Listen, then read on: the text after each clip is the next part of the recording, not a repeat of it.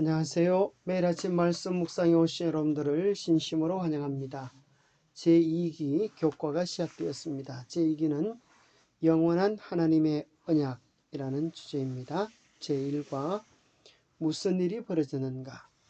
하나님이 이 세상을 창조하셨다고 하면 아름다움과 기쁨과 행복으로 가득 차야 하는데 왜 이 세상에는 재난과 고통과 아픔이 가득 차는가? 도대체 무슨 일이 이 땅에 벌어졌는가에 대한 이야기를 배우게 됩니다. 3월 28일 일요일 거북이 아래 또 거북이 기억절 하나님이 이르시되 우리의 형상을 따라 우리의 모양대로 우리가 사람을 만들자 하시고 하나님이 자기 형상 곧 하나님의 형상대로 사람을 창조하시되 남자와 여자를 창조하시고 생각할 문제 인류와 우주의 기원을 아는 것은 왜 중요할까요? 성경은 우리의 기원에 대하여 무엇을 말해주고 있나요? 오늘 우리에게 주는 교훈은 무엇일까요? 자, 인류와 우주의 기원, 우리의 뿌리를 아는 것은 왜 중요할까요? 여기 멋진 교훈의 글이 있습니다. 어리석은 자는 방황하고 지혜로운 자는 여행한다. 우리 인생이 어디서 와서 어디로 가는지 그 기원에 대하여 바르게 알지 못하면 우리 인생은 방황입니다. 그러나 우리 인생이 어디서 와서 어디로 가는지에 대한 분명한 목적을 알고 있다면 우리 인생은 방황이 아니라 즐겁고 기쁜 여행이 될 것입니다. 우리가 버스를 타고 가다 보면 흔히 옆에 있는 사람과 대화를 나누면서 이렇게 이야기합니다. 어디로 가십니까? 무슨 일로 가시지요? 어디서 오셨습니까? 저는 아무개인데 당신은 누구십니까? 이렇게 물어보면 상대방이 다 이야기를 하면서 즐거운 대화를 통하여서 먼 여행을 즐겁게 할 수가 있습니다. 근데 만약에 이렇게 물을 때에 대답을 하지 못한다면 좀 이상하지 않겠습니까? 자, 우리 인생은 버스 탄 우리는 모두 다 인생이라고 하는 버스를 탄 사람입니다. 그런데 이런 인생의 버스에 대하여 이런 질문에 대하여 답할 수 있겠습니까? 나는 어디서 왔는가? 나는 어디로 가는가? 나는 왜 왔는가? 나는 도대체 누구인가? 이 중대한 질문에 대하여 답을 하지 못하면 우리 인생은 방황입니다. 그러나 참 놀랍게도 우리 인생이 어디서 왔는지를 바르게 알면 내가 어디로 가는지도 알 수 있고 내가 왜 왔는지도 알 수 있고 또 내가 누구인지도 알 수 있게 되어집니다. 그래서 오늘 내가 어디서 왔는가 우리의 기원에 대하여 바르게 하는 것은 너무나 중요한 것입니다. 우리 인생 전반에 걸쳐서 어떻게 하면 가치 있는 삶을 살 수 있나는 중대한 질문에 대한 답을 여기서 얻을 수 있기 때문입니다. 오늘 본문의 제목이 거북이 아래 또 거북이라고 하는 제목인데요. 왜 이런 제목이 적혀놓은가 하면 한 과학자가 태양주를 돌고 있는 행성의 궤도와 은하계에 대한 설명을 하고 있을 때 한 노인이 손을 번쩍 들면서 하는 소리가 지구는 거북이 등껍질 위에 놓인 평평한 원반과 같다. 그런 이야기를 했어요. 그래서 과학자가 농담 삼아서 물었습니다. 그렇다면 그 거북이는 어디에 앉아있지요? 그러니까 할 말이 없으니까 거북이 위에 또 다른 거북이가 있다. 이렇게 이야기했습니다. 그러자 과학자가 그렇다면 그 거북이가 깔고 앉은 거북이는 또 어디에 앉아 있을까요? 그녀가 대답하기를 또 다른 거북이죠. 과학자가 계속해서 질문하려고 하자 노부인은 손을 흔들면서 이봐 젊은이 더 말해봐야 소용없어요. 그 거북이 아래로 계속해서 수많은 거북이가 있다니까요. 말도 안 되는 소리죠. 어떻게 거북이가 우주에 떠 있을 수 있겠습니까? 그리고 지구보다 더 큰 거북이가 어디에 있겠어요? 우리 인생이 똑바른 사실을 알지 못할 때 이렇게 황당무계한 이야기를 하는 것처럼 인도인들이 사실은 이렇게 믿었습니다. 인도인들은 이 지구가 어떻게 존재하는가에 대하여 이렇게 생각해 왔습니다. 거대한 뱀 위에 거북이가 올라앉아 있고 그 거북이의 등 위에 4마리의 코끼리가 반구형의 지구를 떠받들고 있고 그 중앙에는 불교의 우주관에서 가장 높은 산으로 수미산이 솟아 있고 해와 달은 그 위를 돌고 있다고 생각한 것이 인도인들의 지구관이었습니다. 여러분 참 얼마나 허무맹랑한 이야기입니까? 그렇다고 하면 성경은 우리의 기원에 대해서 뭐라고 이야기하나요? 여기 분명하게 성경을 제일 처음 열면 우리의 기원에 대해 이야기하기를 태초에 하나님이 천지를 창조하셨다라고 기록해주고 있습니다. 이 수많은 우주는 저절로 되어진 것이 아니라 위대한 하나님의 계획 속에 만들어진 위대한 창조의 산물이라고 이야기해주고 있습니다. 시편 103편 3편에 보면 3절에 보면 여호와가 우리 하나님이신 줄 너희는 알지어다. 그는 우리를 지으신 이시요 우리는 그의 것이니 그의 백성이요 그의 기르시는 양이로다. 하나님께서 이 지구를 창조하시고 마치 목자가 양을 돌보고 계시는 것처럼 이 땅을 돌보시고 또 지구를 돌보시고 계심을 이야기해 주고 계십니다. 너는 알지 못하느냐 듣지 못하였느냐 영원하신 하나님 여호와 땅끝까지 창조하신 이는 피곤하지 않으시며 곤비하지 않으시고 명철이 한이 없으시다고 하시는데 그 한없는 명철과 지혜를 우리는 지구상에 있는 수많은 천지 만물들을 통하여 알게 됩니다.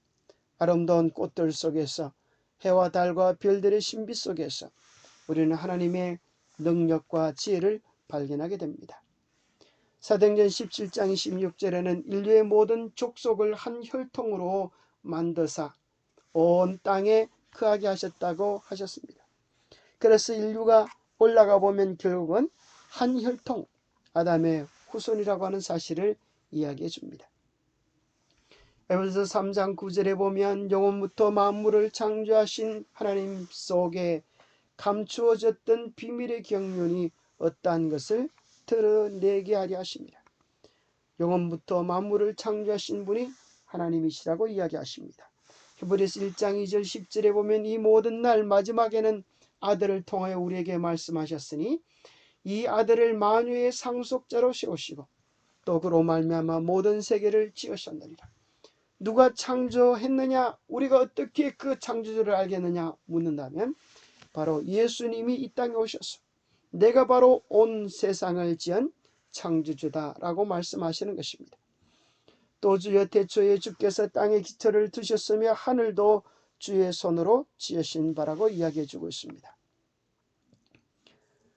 교과의 내용입니다. 흥미로운 것은 하나님께서 자신이 창조주이심을 애써 증명하려고 하지 않는다는 사실입니다.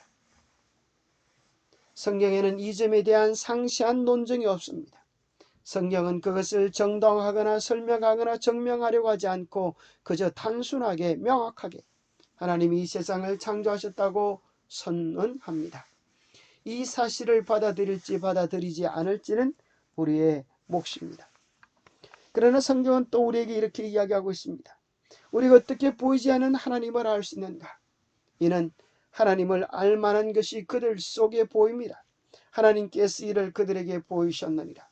창조로부터 그의 보이지 아니하는 것들 곧 그의 영원하신 능력과 신성이 그 만드신 만물에 분명히 보여 알게 되나니 그러므로 그들이 핑계하지 못할지니라.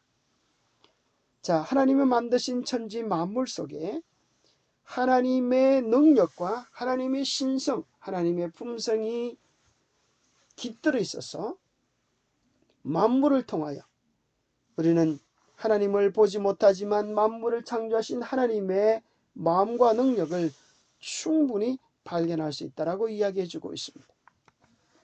그래서 우주 만물은 창조주가 계신다는 사실을 증명하는 증명서입니다. 이 땅의 모든 것은 원인이 있어야 결과가 나옵니다. 그 원인, 최초의 원인이 바로 하나님이십니다. 우주, 우리 존재 자체도 그 증명서입니다. 자식은 부모가 존재한다는 사실의 가장 명백한 증명입니다. 그처럼 피조물은 창조주가 계시고 그분은 스스로 계시는 분이심을 증명하는 증명서들인 것입니다. 가 태어났을 때 부모가 죽었다면 그런 고아는 부모를 보지 못했습니다. 그렇다고 아예 부모가 존재하지 않는다고 주장할 수는 없을 것입니다. 존재하지 않았다고는 주장할 수 없었을 것입니다. 결코 그럴 수 없습니다. 창조를 부인하는 사람은 이런 주장을 하는 고아와 다를 바 없습니다. 그 고아 자체도 부모가 계셨었기 때문에 존재할 수 있는 것입니다. 영감의 교훈입니다. 창조주에 대한 믿음을 흔드는 사단.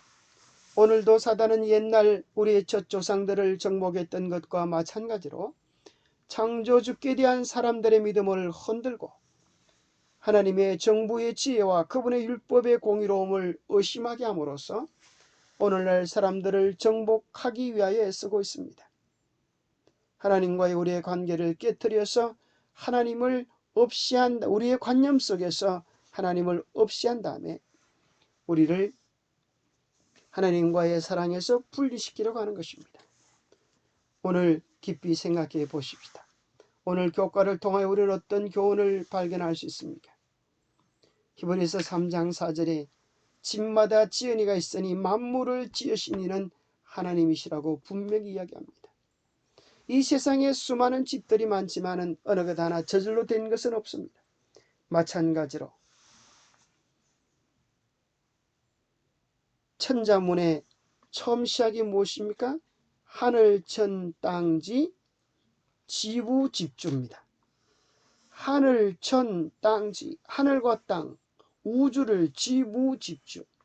우주는 큰 집이라고 하는 것입니다. 이 큰 집을 지으신 분이 계시는데 성경은 그분이 하나님이시라고 이야기해주고 있습니다.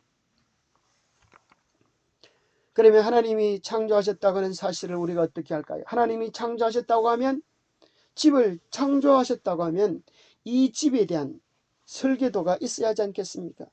설계도가 있을까요? 네, 설계도가 있고 말고요. 바로 그것이 유전자입니다. 하나님 우리를 창조하셨다고 하는 이 창조의 설계도가 유전자인데, 우리는 약 100조 개의 세포로 되어져 있고 그 세포 하나하나에는 31억 개의 유전자가 질서있게 정돈되어 있다고 하는 것입니다. 어느 우리가 핸드폰에 글자 하나 치지 않으면 존재할 수 없는 것처럼 조물주가 이 놀라운 유전자를 31억 개의 유전자를 질서있게 만들어 놓지 않으면 생명체라고 하는 것은 존재할 수 없는 것입니다.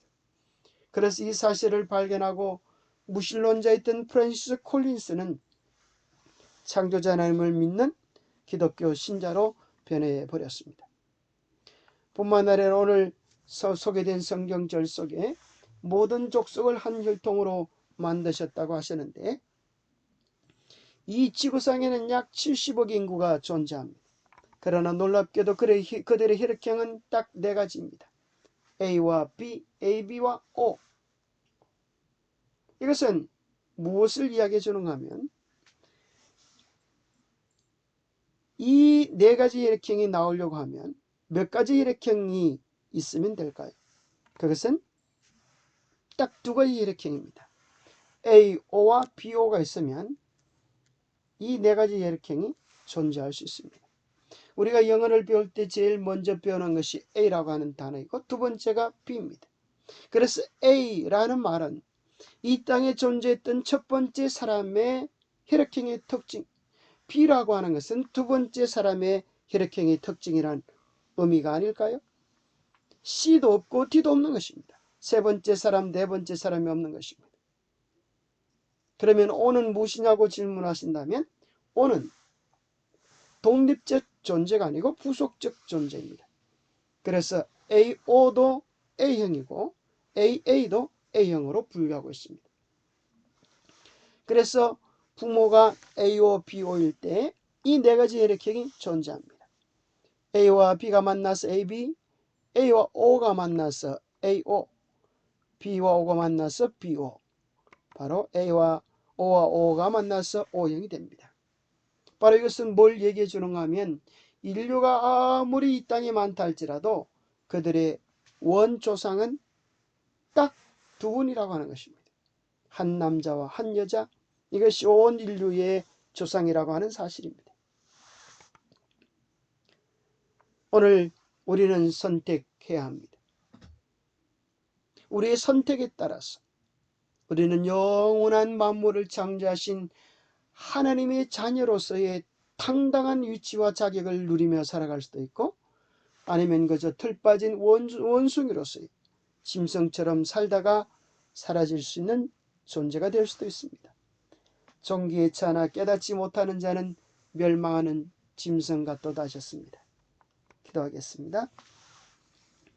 하나님 아버지, 천지 만물의 신비로움 속에, 인체의 신비로움 속에, 생명의 신비로움 속에 우리 주님의 솜씨와 사랑을 보게 해주셔서 감사합니다. 이 봄 추운 겨울을 견뎌내고 다시 한번 화려하게 피어나는 꽃들을 바라보면서 이 모든 것을 창조하시고 조종하고 계시는 하나님을 기억하게 해 도와주시니 감사합니다. 이 아름다운 천지 만물, 환히 우리를 반기는 벚꽃, 진달래, 개나리, 목련, 이 아름다운 꽃들 속에서 우리를 사랑하시는 하나님의 그 크고 놀라운 사랑을 맛보고 경험하게 하여 주시옵소서. 오늘도 하나님의 사랑을 알고 누리는 하나님의 자녀로서의 특권을 마음껏 누리며 진정한 삶의 의미와 목적을 깨닫고 누리며 사는 우리 모두가 되도록 축복해 주시옵기를 우리 주 예수 그리스도 이름 모자하여 간절히 간구하옵나이다. 나는 도대체 어디서 왔는가, 내가 누구인가에 대하여 좀 더 자세히 알고 싶으면 우리 연결되는 동영상 나를 찾아서 하는 여행을 보셔도 되겠습니다. 오늘 주님과 함께하는 소망의 하루, 기쁨의 하루 되시기를 간절히 바랍니다. 감사합니다.